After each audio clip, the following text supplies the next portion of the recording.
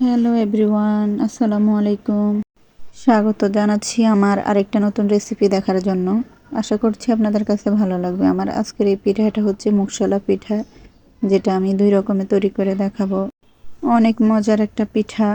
কথা না বাড়িয়ে চলুন শুরু করা যাক আজকের পিঠা রেসিপি। প্রথমে আমি নারিকেলের পুর তৈরি করে নেব।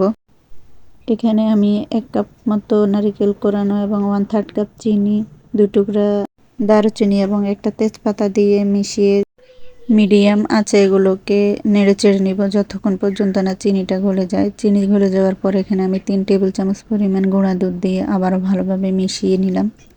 মিশিয়ে নেওয়া হয়ে গেলে যখন এটা রেডি হয়ে যাবে, আমি এগুলোকে একটা সাইডে রেখে দেব ঠান্ডা হওয়ার জন্য। এখানে অন্য একটা পাত্রে 1 কাপ পরিমাণ পানি দিয়ে সেখানে কিছুটা লবণ দিয়ে দিলাম। দিয়ে নেড়েচেড়ে দিয়ে যখন একটা বলক চলে আসবে, সেখানে আমি 1 কাপ পরিমাণ চালের গুঁড়া দিয়ে দিলাম। আপনারা চাইলে এটা সুজি দিয়েও করে নিতে পারেন।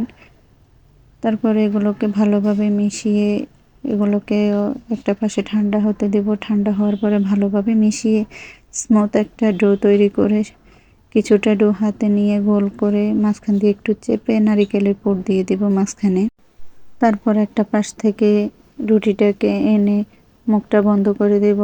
আস্তে আস্তে কাজটা করতে হবে, বেশি তাড়াহুড়া করানো যাবে না, তাহলে রুটিটা নষ্ট হয়ে যেতে পারে।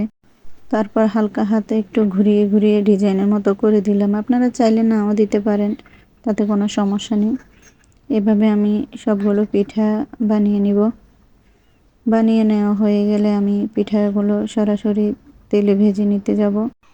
তেলটা কিছুটা গরম হয়ে গেলে আমি আস্তে আস্তে পিঠাগুলো দিয়ে দিব। পিঠাগুলোকে আমি এপিট ওপিট করে ভালোভাবে ভেজে নিব। আমি এখানে 2 রকমের পিঠা তৈরি করে দেখাবো। আমার পিঠাগুলো হয়ে গেছে, আমি পিঠাগুলো উঠিয়ে রেখে দেব। এবার আপনাদের বোঝার সুবিধার্থে আমি পিঠাগুলো শিরায় তৈরি করে দেখাবো। একটা পাত্রের মধ্যে 1/2 কাপ চিনি এবং 1 কাপ পানি দিয়ে ওগুলোকে জাস্ট একটা বলক আসা পর্যন্ত অপেক্ষা করব। একটা বলক এসে গেলে আমি পিঠাগুলো দিয়ে দেব। দিয়ে এপিট ওপিট একটু মিডিয়াম আঁচে ঝাল দিয়ে এগুলোকে উঠিয়ে নিব। তো দেখলেন তো কত সহজে তৈরি হয়ে গেল আমার 2 রকমের মুগশলা পিঠা।